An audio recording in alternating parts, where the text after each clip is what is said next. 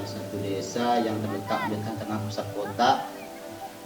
Menurut sumber yang saya dapatkan dari pemangku pekerjaan Kerajaan Sambas, Urai Rija Pahami, menyatakan bahwa desa Pendawan sudah ada sejak tahun 1812 pada masa pemerintahan Sultan Abu Bakar Tajuddin I.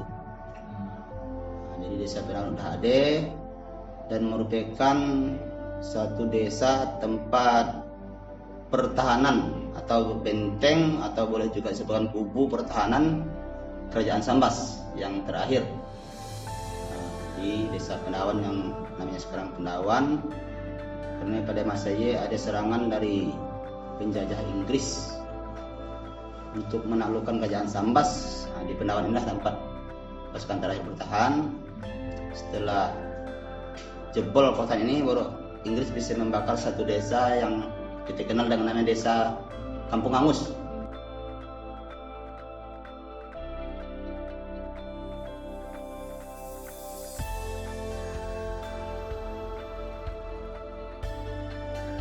Nama Pendawan nih asalnya pendaman.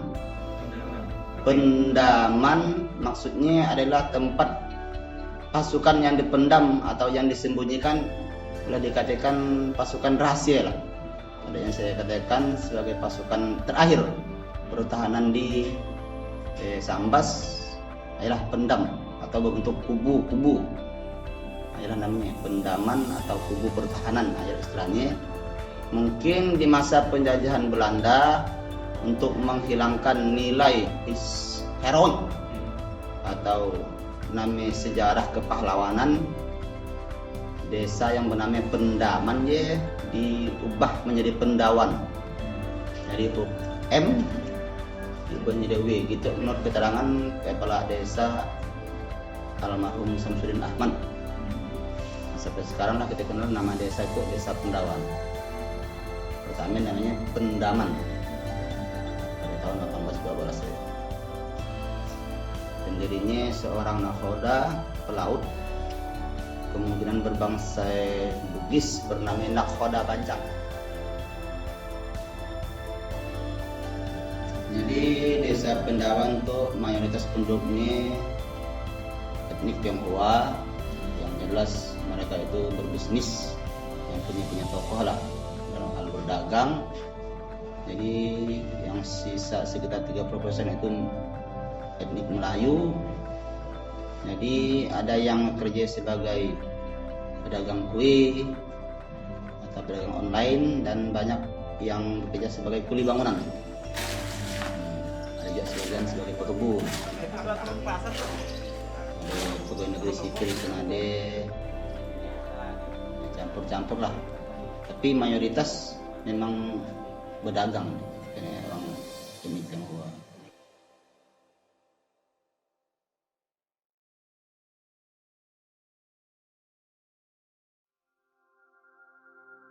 Di desa Pendawan ada yang mempunyai badan usaha milik desa yang bernama Bumdes Sukses Maju.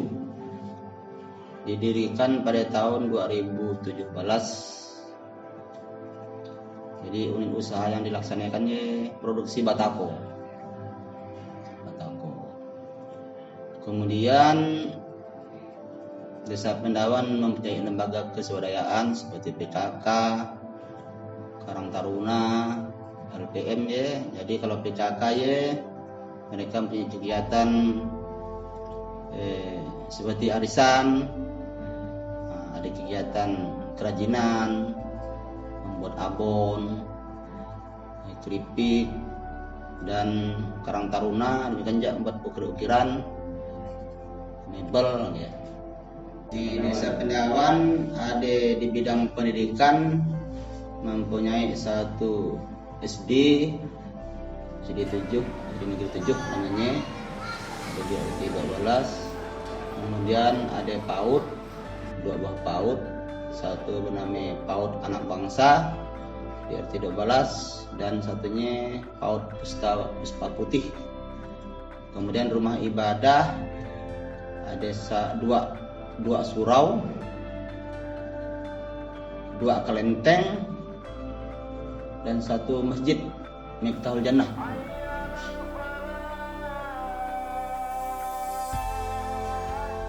Kami selaku pemerintah desa tentu mempunyai program dalam hal pemberdayaan masyarakat seperti gotong royong. Kami laksanakan 3 bulan sekali. Kemudian pertemuan-pertemuan seperti rembuk warga kami lakukan 1 bulan sekali. Kemudian ada pengajian.